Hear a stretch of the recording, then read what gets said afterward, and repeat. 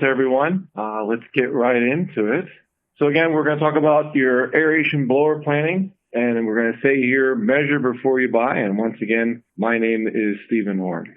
Whenever I was looking into this, we've heard this term used a lot today, and I think we hear it a lot.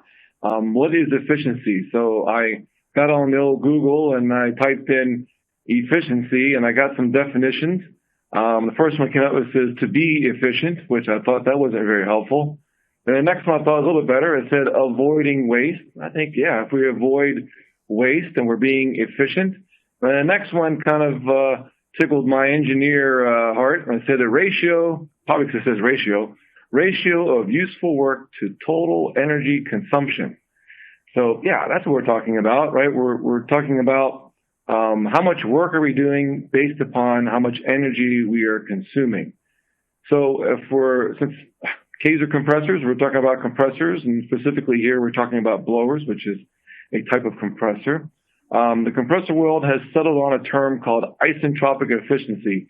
And I went and grabbed and copied and pasted a super long definition there for you, but we're going to focus in the middle where it says isentropic compression is considered where the system is frictionless and there's no transfer of heat. Such ideal process are useful as a model. So we're talking about an idealistic situation which cannot be achieved. So this is what we call isentropic power. So it says P isentrop. This is how you calculate isentropic power. So if you want to take that and try it out yourself, you have to use metric units. So you have your gas constant K 1.4, then your density. V is your airflow. That'll be in cubic meters per second. And then pressure, just has to be absolute pressure since it's a ratio. It could be PSI or millibar or Pascal. It's all going to go away. So that's how you can calculate your isentropic power.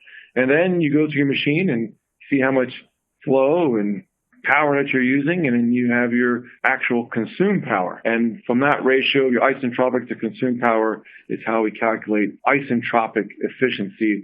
So saying something is efficient and is running efficiently, it's always good to have a number or metric to go by. Kind of like if you're buying a car, my car is efficient.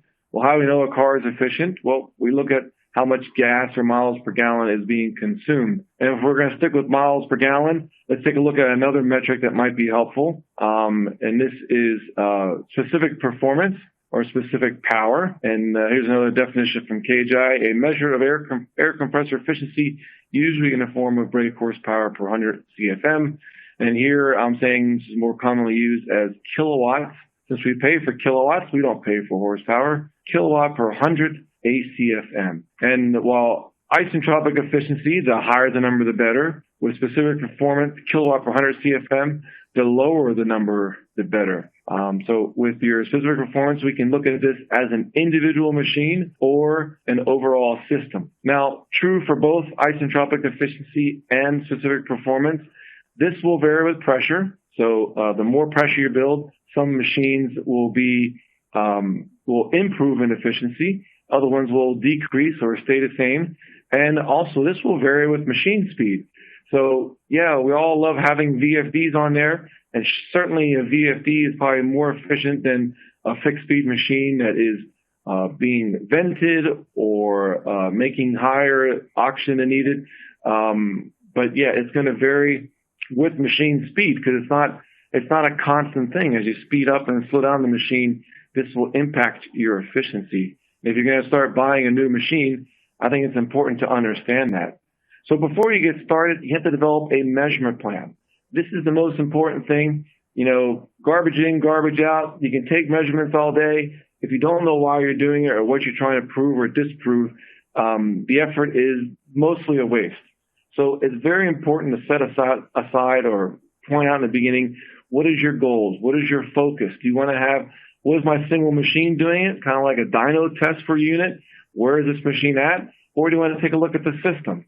Are you bleeding or venting air? This was mentioned earlier about having an efficient machine and bleeding air or blowing off air. If you're doing that, I think that my colleague from earlier and me today telling you, if you're venting or bleeding air, don't do it. So if you have an efficient machine that is 80% efficient and you're bleeding off 20% of that air, that machine's now 60% efficient. So if you're bleeding or wasting air, don't do it. You're making and producing something which isn't being used, which goes back to not being efficient. And again, establishing what is important for your process.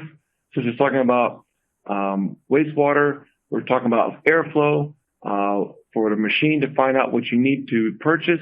Pressure is always important. And again, how effective is everything? You're probably going to look at something like DO. And lastly, how long do you want to take the measurement? Time is money, and the same thing as when it comes to this equipment. If you're renting it, or if it's on loan, and taking a look at the data, you can get so much data, it doesn't mean anything to you. So you have to establish, is it important just hours? You have a mechanic put the equipment on and say, here's what the machine is doing. Do you want to do it for days? Do you want to do it for weeks? Do you want to do it for months? I think that typically, if you do it for a couple hours or a day or a week or so, you can kind of get a sense of where you are with your equipment and your system. And then from there, most facilities know about what they're doing throughout the time, throughout the year. So if I do it for April, okay, that represents we're about 60% demand. And you can kind of split that up and kind of extrapolate it a bit over the year. So what points of measurement are interesting? Input power. This is the most important thing. This is what you're paying for. But you want to take certain care to make sure you're measuring the total machine input power. So you see a little graphic up there on the right. We want to measure at the motor input because we're kind of skipping things like fans or pumps or VFDs or whatever else may be included in the system. So you want to get it upstream. Make sure you're getting the total input power. Pressure, this could be at the machine, at the discharge after the unit. You want to find out how much pressure that machine needs produced. And you want to make sure you're including the losses of the system of where you're going to connect the blower.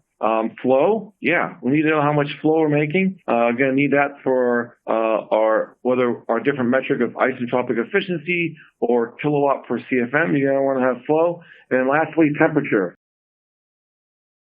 The next thing here, we were talking about efficiencies and what you're going to measure, how you're going to measure it. Well, let's take a look at what we can expect from a machine. So there's more different types of blower technologies out there, but these are just a few to give you a sense.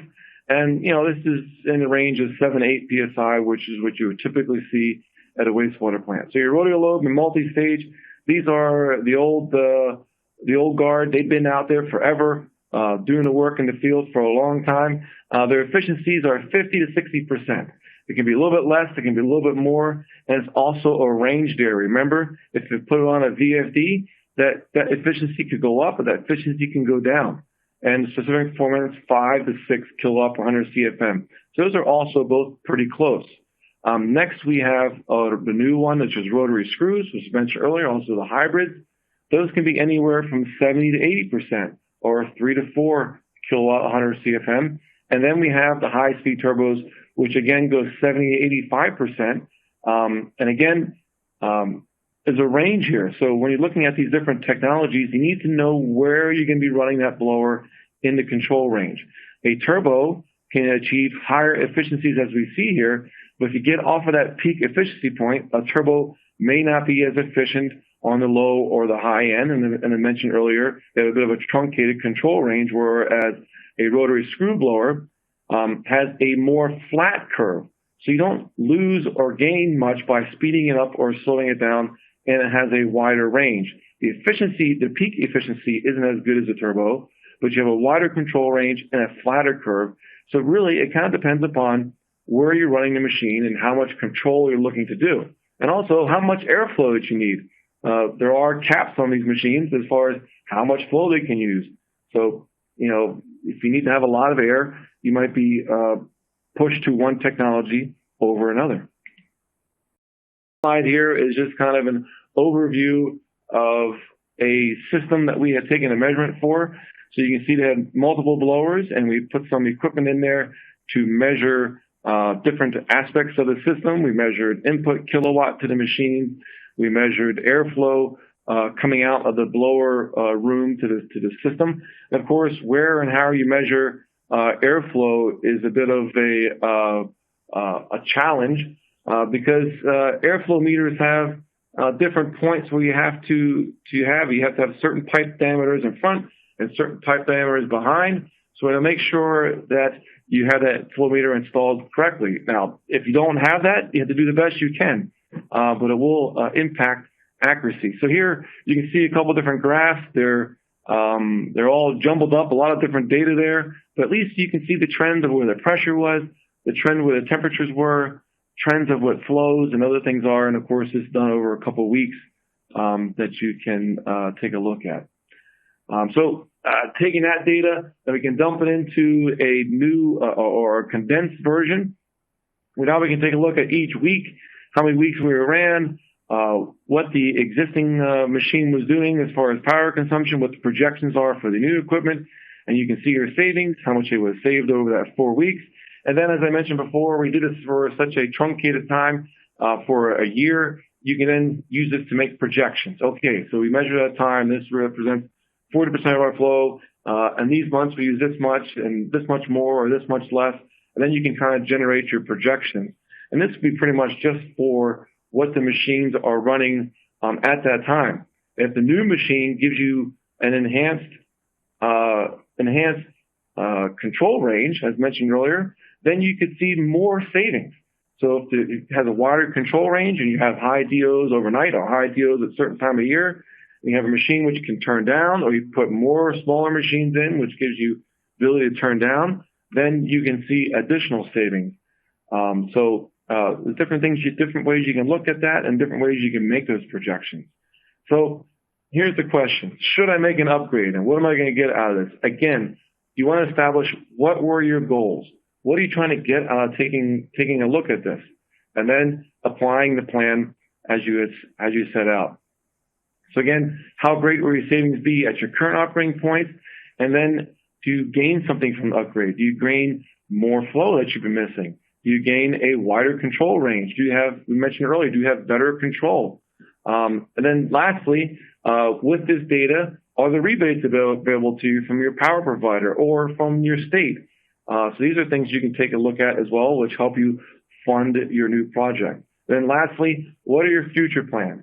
Are you going to install a SCADA? Are you going to do some sort of aeration control system? Are you expanding?